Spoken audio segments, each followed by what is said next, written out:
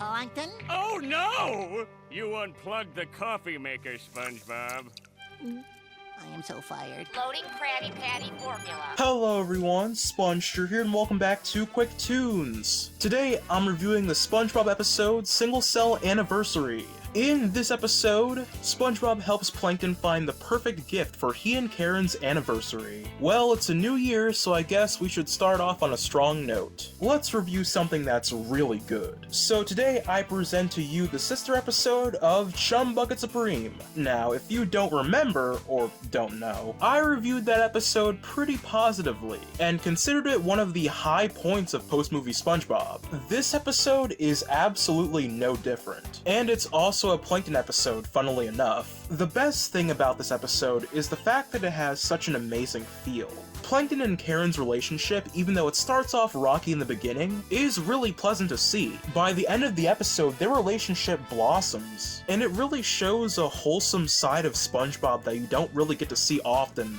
especially in this era. Plankton and Karen might have a weird marriage in other episodes, but here, I really enjoyed seeing them happy, and that's the big centerpiece of the episode. It's also really cool to see a wholesome SpongeBob and Plankton episode. For that reason alone, this episode reminds me a lot of fun, and the fact that they do a very similar joke in this episode, where SpongeBob is teaching Plankton how to pronounce love. Even though Plankton is kinda just using SpongeBob to get the formula again, their interactions in this episode definitely feel genuine, and it makes the episode a lot more engaging. Now we have to list the humor here, and of course this episode is hilarious. It has a lot of one-liners and gags that I thought were really well written, but I can't list them all. It's way too many. It would be a waste. So let me basically sum up the entire humor in this episode. There's SpongeBob teaching Plankton how to pronounce love, like I said earlier, but there's also the come from inside running gag, where SpongeBob is constantly telling Plankton that love has to come from the inside, and Plankton is always thinking that he's talking about what's literally inside him.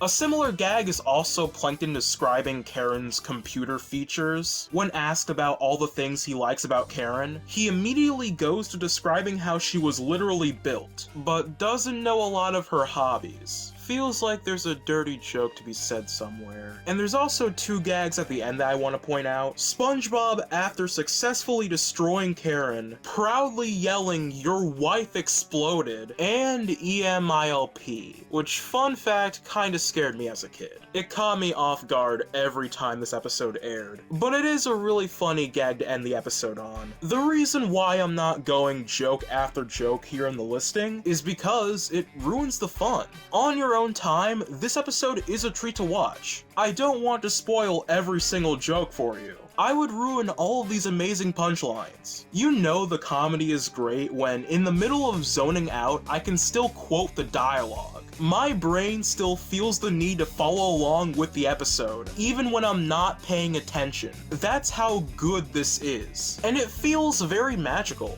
Same with other good episodes in post-movie. While there are a ton of jokes in the same way that a pre-movie episode has a ton of jokes, the timing here is a lot more fast-paced, and feels more electric. It allows the show to stay fresh and exciting, and more episodes should take notes. And it's why, and I know people are gonna disagree, I do low-key miss this era. You can be colorful and exciting, but there is a limit, and I think episodes like this satisfy that limit. And of course, because this episode wasn't good enough already, they had to include a really good song here too. And it really is a fun song. A lot of one-off songs in this era are very underrated because they're in post-movie, but Oh My Karen does deserve more love. It's probably in my top 10 songs in this era, and it makes the episode even more special than it was. Overall, this episode deserves more love. The story is great, the comedy is great, the song is great, what more could you want? Check it out if you haven't, it's a huge recommendation. Overall score, 9 out of 10. I'm a SpongeStur, and I'll see you guys next time, bye!